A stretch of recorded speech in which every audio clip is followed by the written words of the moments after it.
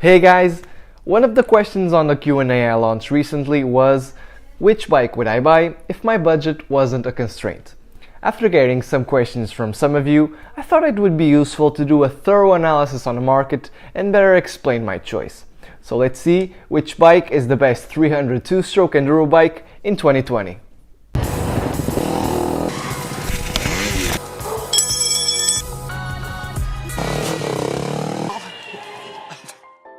For this buyer's guide, we'll compare the KTM EXC 300 TPI 6 Days Edition, the Husqvarna TE 300i Jarvis Edition, the Beta 300RR Race Edition, the Sherco SE 300 Factory Edition, and the TM EN 300 FIES.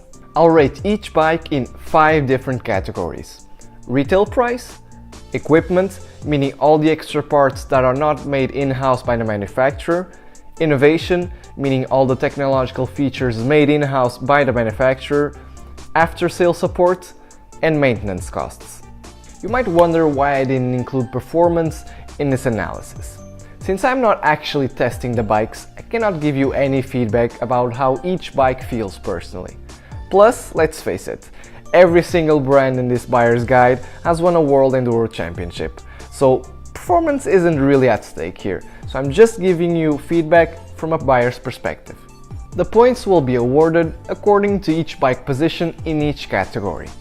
We are comparing 5 bikes, so last place gets 1 point and first place gets 5 points.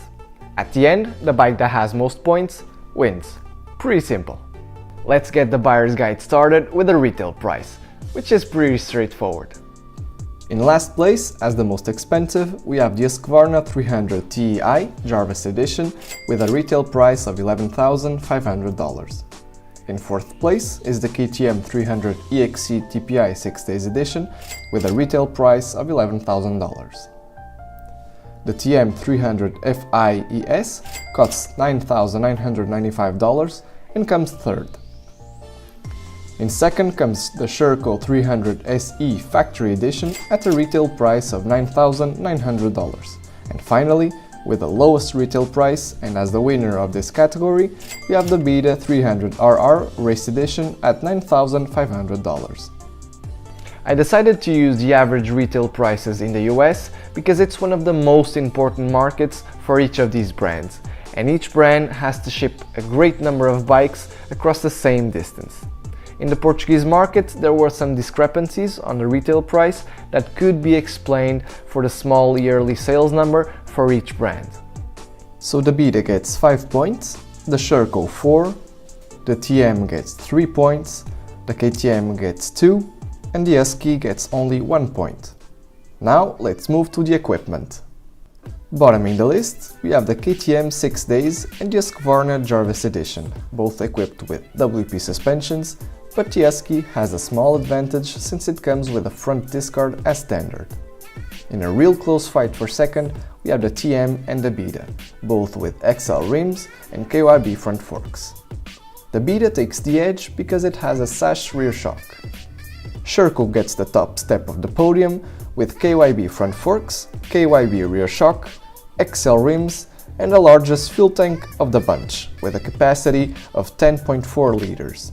To be clear about the score in this category, namely the suspensions, I think WP suspensions are good suspensions if you ride them on a hard enduro scenario, but when you ride them on a faster pace, they lack the bottoming resistance that, in my opinion, they should have. This usually implies that you have to spend an additional amount of money to customize and improve the suspensions on a broader setting in order to ride safely and comfortably in any scenario. The KYB suspensions, on the other hand, don't require any additional customization besides the one available on the suspensions clickers, and have a great performance on a broad number of riding scenarios, including hard enduro.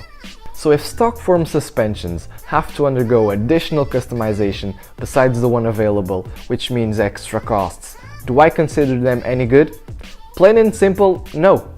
If you sell them as the best machines on the market, it doesn't make any sense that they only perform well on certain riding scenarios. These are the standings after this category.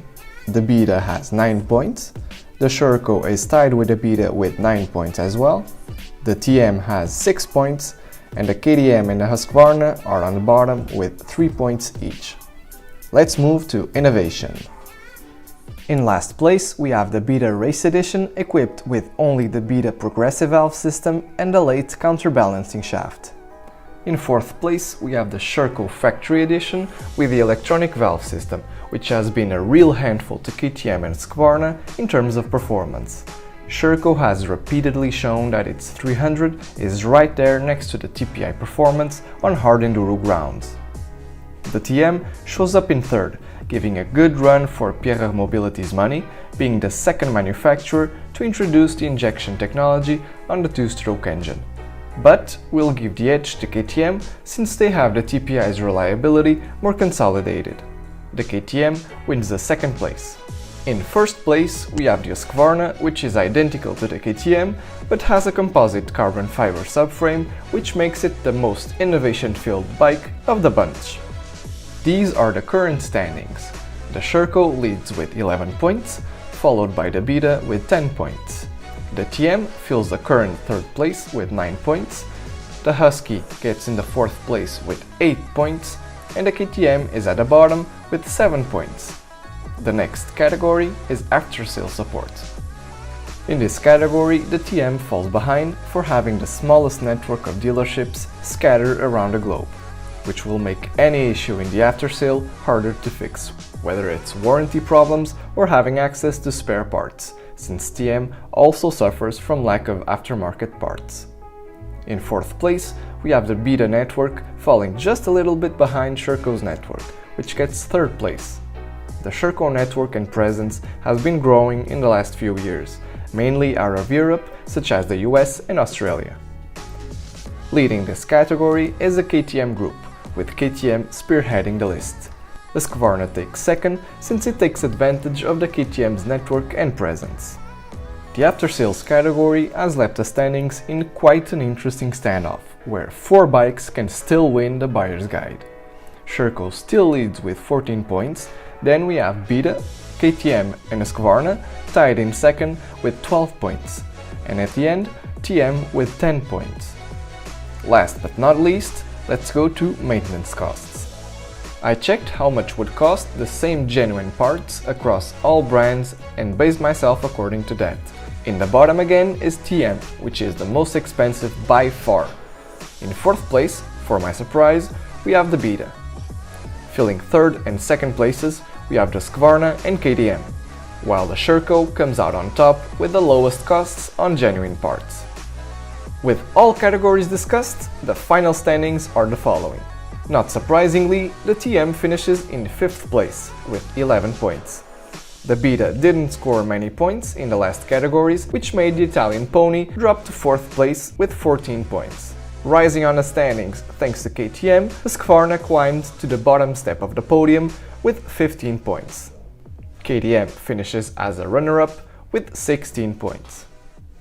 Our winner is the Sherco SE300 Factory Edition with 19 points. So guys, I tried to be as objective as I could possibly be. But don't forget that this is still my opinion. We can have completely different views on what's better or worse depending on each category. Also, don't forget that there's nothing like test riding a bike.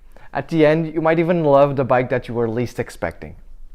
Hope you liked the video and that it helped you make a thoughtful and well-informed purchase.